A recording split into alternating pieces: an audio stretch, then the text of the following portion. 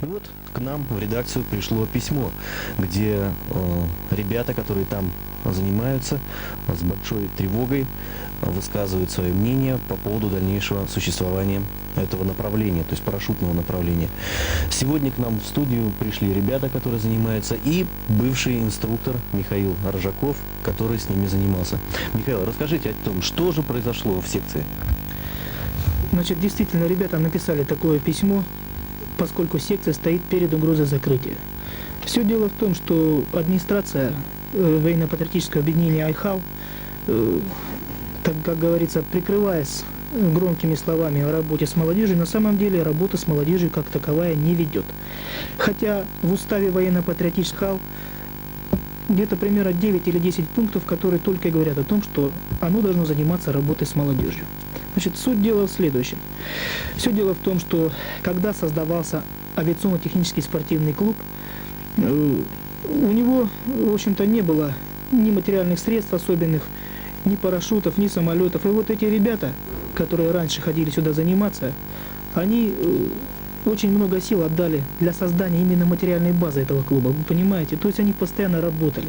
Работали на строительстве аэродрома, они там корчевали, сделали помещение клуба, красили, делали тренажеры, вот все что угодно. И всегда им обещали, что, ребята, на скором времени вы начнете прыгать. Ну, в общем, даже вот из тех репортажей, из тех разговоров с товарищем Кондратовским, это начальник, да, по ВПО «Айхал», начальник ВПО «Айхал». Да, было, в общем-то, обещано, там и приглашались новые ребята на занятия. Да. На самом деле происходит следующее. Значит, происходит постепенное сворачивание авиационно-технического спортивного клуба, который, кстати, и является клубом парашютного профиля, то есть в основном для того, чтобы работать вот с этими ребятами, с молодежью. Скажу вам даже больше, мы единственная структура в этом аэроклубе, единственная структура, которая еще занимается работой с молодежью. Все остальные ячейки объединения уже практически работой с молодежью не ведут.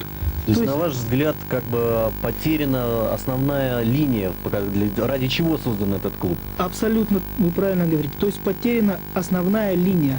То есть работа с молодежью полностью не ведется. Что происходит на деле? Происходит то, что товарищ Кондратовский говорит о том, что его задавили налогами, и поэтому он не в состоянии работать с молодежью. То есть он приходит к вам в студию где-то 1,5 месяца назад и говорит, что да, действительно, ребята, мне не нужны эти детские игры с парашютистами, поскольку меня задавили налогами, и поэтому я создаю малое предприятие и занимаюсь чистой коммерцией. В это же время он приходит в горисполком и вводит в заблуждение группу депутатов, которая входит в комиссию по делам здравоохранения, спорта и просвещения. Он говорит там следующее, что я как раз создаю малое предприятие для того, чтобы работать с молодежью. То есть налицо явный обман группы депутатов. То есть, в принципе, в общем-то, понятно, чтобы, допустим, укрепить материальную базу, можно создать какие-то коммерческие подразделения, чтобы они как раз-таки приносили деньги, которые можно было вложить именно в ту цель, которая стоит перед этим клубом, именно работа с молодежью. А на деле этого не получается. На деле этого не получается. Мало того, здесь еще одна неточность, допущенная администрацией ВПО «Айхал», потому что наш авиационно-технический спортивный клуб существует за счет спонсора, то есть за счет Нерюнгринской ГРЭС. Так вот, эта Нерюнгринская ГРЭС субсидирует деятельность нашего клуба, то есть на должностные оклады работников аэроклуба Нерюнгринская ГРЭС выделяет средства. А товарищ Кондратовский говорит, что эти средства выделяются с его коммерческой деятельности. Это совершенно не так, чему свидетельствует штатное расписание, которое составлено и подписано товарищами Крыловым и Кондратовским. Причем в этом штатном расписании указаны не только должности, но и сумма, которая выделена на год на заработную плату. Да. Смета, да? То есть это как бы смета. Михаил, почему вот произошло так, что тебя сократили? То есть ты работал инструктором по парашютному спорту, и тебя сократили. Вот в штатном расписании уже как бы твоей должности здесь не значится, да? Почему так? Здесь довольно длинная история. Скажу только, что штатное расписание здесь датировано 10 января. Ну, как вы видите, да? Вот. А когда приезжала иркутская комиссия И первый акт был составлен 31 января, где я еще фигурировал как инструктор парашютно-десантной подготовки. То есть здесь налицо явное несоответствие. Как можно на меня составлять акт, как на инструктора парашютно-десантной подготовки, если уже 10 января меня уже здесь не было? Далее, значит, что интересно самое. Вы посмотрите внимательно на штатное расписание, в котором есть 3 бухгалтера, значит, включая кассира, зав складом, уборщица, 4 сторожа, 4 водителя и так далее. И всего лишь нашлось одно место для инструктора парашютно-десантной подготовки. То есть инструктор — это тот человек, который Да. непосредственно занимается... То есть инструктор — это основная должностная единица, которых должно быть минимум 3. Минимум. А здесь да, всего вот одна. я хотел бы задать такой вопрос. Существуют ли какие-то определенные правила и нормативы, которые регламентируют именно сколько должно работать в секции, занимающейся парашютным спортом, инструкторов? Обязательно. Вы абсолютно правильно задали вопрос. Существует вот такая книжка «Руководство по парашютной подготовке авиации ДОСААФ СССР».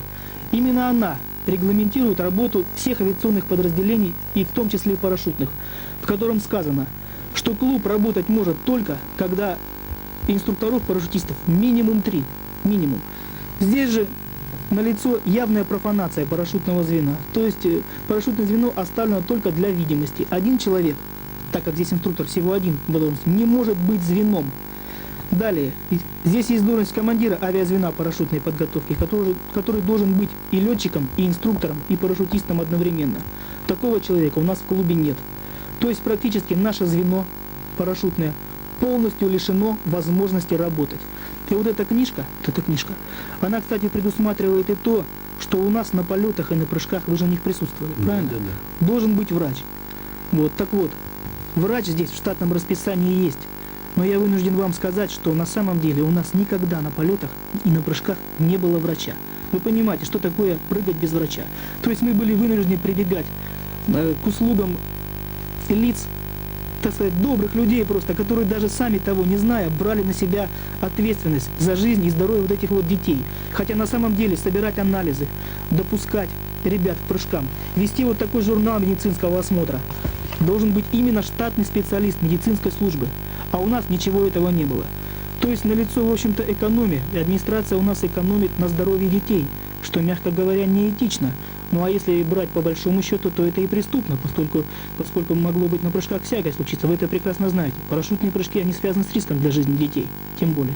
То есть если рассматривать ту ситуацию, которая сложилась, что и до этого велась работа с нарушениями, а уж после этого, то есть ни в коей мере не соответствует вот этим правилам. Абсолютно. То есть, по идее, уже эта секция не может существовать на тех условиях. По идее, конечно, вот это штатное расписание, оно быть должно полностью пересмотрено. Но поскольку здесь товарища Кондратовского никто... А вы обращались к нему?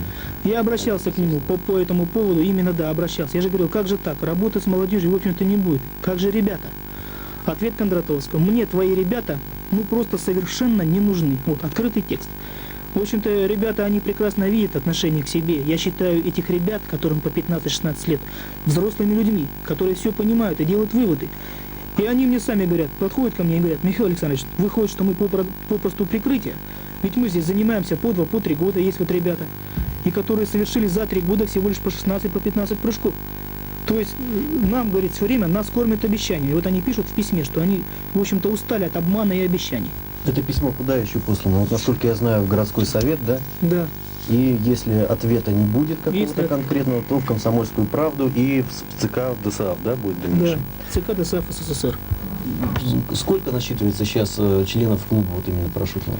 Значит, сейчас в парашютной секции, ребят, насчитывается около 20 человек всего. Да. А было раньше? А раньше было более 100 человек ходило. Вы знаете прекрасно, значит, когда вот этот клуб только создавался, когда ребята еще не устали от обещаний, они ходили, был очень большой энтузиазм. Ребята верили, что они когда-нибудь будут прыгать, понимаете? То есть вот эта чистая вера молодежи, она, в общем-то, притупилась именно от того, что их обманули. Еще, так сказать, самые такие фанаты, можно так сказать, именно фанатично преданные этому делу. Ребята, давно вы занимаетесь? Я год. Год? Сколько уже прыжков совершил? Всего лишь 5. Вот то, что сейчас вот случилось с вашим клубом, как ты вот это оцениваешь? В чем причина этого? Вот именно твое мнение. Не вдаваясь вот в эту кухню. Да, кажется, простое вредительство. Это вот думаю, что... Да, потому что внушается точка зрения такая, что никому ничего не нужно. Не нужно наше умение, наше здоровье. Вы надеетесь, что решится ваш вопрос положительно? Да, надеемся. Надеемся, конечно. И есть желание заниматься дальше? Желание, этим видом конечно. спорта? Ну вот столько вот уже тут парни есть, долго занимаются, столько вот они натерпелись, уже нас обманывают часто довольно. Вот. Взять И с хотя бы, обещаниями, да? взять хотя бы вот один из последних вот примеров. Да, вот наша группа, третья. Вот в конце февраля, по-моему, пришел к нам на занятие товарищ Кондратовский. Ну и вот, и сказал нам, что точно вот наша группа, вот, третья, прыгнет после 8 числа железно. Ну, там 100% гарантии давал, что ребята, кровь из носу, вы прыгнете. 3 прыжка свои сделайте по первой программе. Ладно, мы ему поверили. Ну, проходит 8 число, и прыжков нет. И в конце концов прыжки были только 28 числа. Хотя мы были готовы им уже 13 марта. Но это все протянулось из-за того как раз, что, по-моему, никому мы не нужны. Ну, может быть, были, допустим, у того же товарища Кондратовского какие-то объективные причины этого не делать? Или... Я очень сомневаюсь, что были объективные причины, просто время протянулось. Мы прыгают вот ребята на ГРЭС, там дождались, пока лед начал таять, и в итоге был один прыжковый день, и не выполнили просто программу свою прыжковую. Ну, так вот часто очень бывает, что обманывают нас. Михаил, сколько ты за время работы там совершил прыжков? За время своей работы я совершил 16 парашютных прыжков. Вот насколько мне известно, по-моему, работникам, те, которые совершают прыжки, им за каждый прыжок платится какая-то сумма. Вы абсолютно правильно считаете. Штатным работникам платятся прыжки. Мы должны в год, инструктора, совершать минимум 40 прыжков. Это для поддержания своей формы. Для поддержания своей формы. Минимум 40. Ну, можно более, конечно, лучше. Чтобы поддержать, чтобы мы могли не только, как говорится, на словах, но и на деле учить ребят, чтобы показать им на деле, как нужно прыгать. Значит, мы этих прыжков за год не выполнили. Мало того, нам ни одного прыжка не оплатили. Администрация не пошла. Деньги же, наверное, специально в смете заложены на это, они же куда-то уходят. Возможно, но нас с этой сметой, как вы сами понимаете, никто не ознакомливал, да. Нас вообще очень редко администрация знакомит с документами. Они почти все делаются за нашей спиной, а нас уже потом попросту ставят перед фактом. Михаил, куда вы еще обращались вот с этой проблемой? Значит, с этой проблемой мы обратились в депутатскую группу. Там при горосполкоме нашем Еренгрицком существует группа по делам здравоохранения, спорта и культуры. В общем, там находится группа депутатов, людей, врачей, педагогов, вот таких людей. В общем, ребята обратились именно туда, в надежде, что помочь. Значит, наше письмо зарегистрировали, но ответа пока не было. Вот ответ должен быть скоро, на днях, абсолютно. Абсолютно. Ну, я так понимаю, что ты-то вообще попал в такую ситуацию, остался практически без работы, которая тебе и нравится, и которая ты... Но я думаю, что это тобой же не движет именно та цель, что как бы восстановить себя в правах. То есть здесь, я смотрю, у тебя интерес уже другой. Тебе жалко ребят, с которыми ты занимался, и жалко такую работу. Я вам расскажу. Действительно, когда меня сократили, я вообще больше не хотел на работу являться, в общем-то. Даже мало того, на меня повесили материальную ответственность, я ее с себя сдал. То есть эти парашюты, вот, которые были, я лично привез из Иркутска. В общем, не для того привез, чтобы самому на них прыгать, вы же это понимаете, я же привез это для ребят. Я сидел дома, вот вы знаете, вот мне никого не хотелось видеть. И эти ребята, они даже, я не знаю, я им не говорил своего адреса, они сами ко мне пришли домой. Сами пришли домой, вот ребята, не дадут соврать.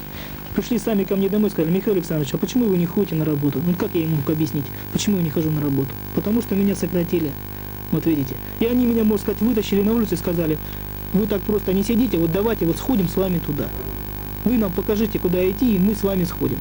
То есть, в общем-то, я взялся за это дело не потому, что чувствую себя обиженным. У меня высшее образование, я закончил институт. Работу я себе всегда найду, да. Да, я не пропаду из-за этого, я за это место не держался, тем более, что особо больших денег нам администрация не платила, как вы понимаете. Да, судя по зарплатам, не самые большие зарплаты. Так что поэтому я действительно, мной движет одна цель. Будут эти ребята, уйдут они, на их место придут другие. Здесь уже стоит вопрос именно о занятости нашей молодежи, именно в нашем городе. Ну что ж им теперь, ну куда им идти, если они любят это дело? нужно теперь по подъездам ходить, слоняться. Они должны заниматься любимым делом. И их не волнует, есть там бензин, нету ли бензина, есть там у нас перестройка или не идет у нас перестройки, есть у нас проблемы или нет. Их должны не обманывать. От этого зависит далее, какие из них вырастут люди.